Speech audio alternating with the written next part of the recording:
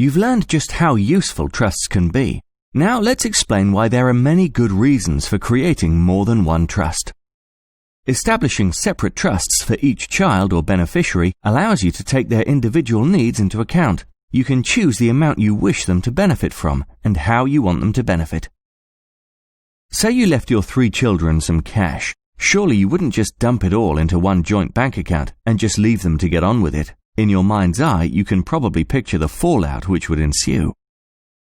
How happy do you think they'd be having to go cap in hand to their brothers and sisters for permission every time they wanted to draw some money out of the joint account and say what they wanted to use it for? What if one of them had moved away? What if the relationship between them had broken down?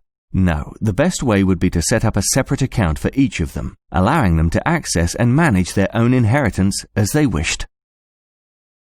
Or suppose you had one child who you didn't think capable of making responsible investment or spending decisions. You could choose for that child to receive an income for life rather than have full access to the assets. Separate trusts are also a great way to solve those tricky who gets what issues which can arise, especially for those with blended families.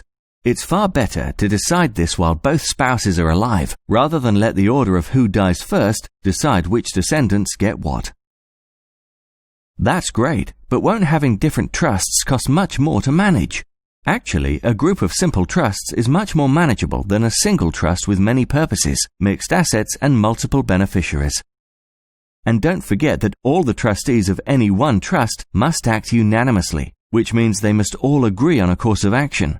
Having individual trusts and appointing a professional trustee greatly reduces the potential for arguments. So remember, when it comes to asset protection for your loved ones, more is definitely more.